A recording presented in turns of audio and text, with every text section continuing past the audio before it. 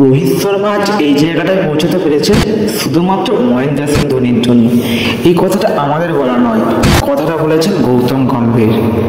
বিরাট কোহলিকে যদি দল থেকে বাদ দিতে হয় তাহলে আমাকেও বাড়ি পাঠিয়ে দিন।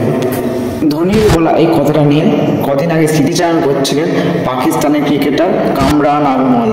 মহেন্দ্র সিং ধোনি ভারতের ক্রিকেট ইতিহাসে এমন এক নাম যাকে এড়িয়ে যাওয়ার সাধ্য স্বয়ং ক্রিকেট দেবতারও নেই। বাংলাদেশের বিরুদ্ধে 0 রানে আউট হয়ে ক্রিকেট জীবন শুরু করে ধোনি ক্রিকেট ছাড়ার আগে গোটা বিশ্বটাকে জয় করে নিয়েছিলেন। মহেন্দ্র সিং ধোনিকে নিয়ে সৌরভ গাঙ্গুলি একটা কথা বলেছিলেন, আমি শুধু এসে ক্রিকেটের অ্যাটিটিউডটাকে বদলাতে পেরেছিলাম, আর মহেন্দ্র সিং এসে একটা জেনারেশন বদলে দিল।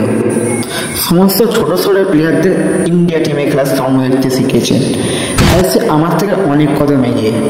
মহেন্দ্র সিং ধোনি মানুষটাই সত্যি সত্যি একটা আত্মবিশ্বাস, একটা ভরসা আর একটা মৌরিয়ার নাম, যে মহিরের নিচে জঙ্গলের রাজাকেও ঝড় বদলে আশ্রয় নিতে হয়।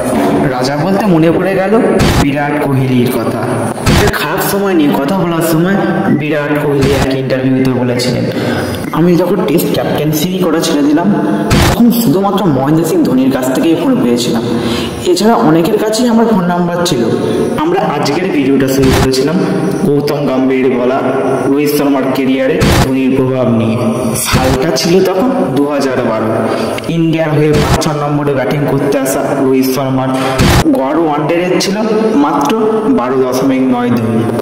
টিমের ভেতরে গুঞ্জন রোহিত শর্মাকে বাদ দেওয়া উচিত, কিন্তু রুখে দাঁড়ালেন মহেন্দ্র সিং ধোনি। 2013-তে চ্যাম্পিয়ন্স ট্রফিতে নিজের গ্যান্ডেনে খেলতে নিয়ে গেলেন, শিখর ধাওয়ানের সঙ্গে ওপেন করতে পাঠালেন। গৌতম গম্ভীরের কথা অনুসারে মহেন্দ্র সিং ধোনি না থাকলে বিশ্ব ক্রিকেট কোনোদিনই হয়তো হিটম্যানকে পেত না। কারণ সুযোগ পাওয়াটাই সবচেয়ে বড় কথা, নিজের প্রতিমাত্র তখনই দেখানো যায় যখন সুযোগ পাওয়া যায়, আর সেই সুযোগটাই মহেন্দ্র সিং ধোনি করে দিয়েছিলেন রোহিত শর্মাকে।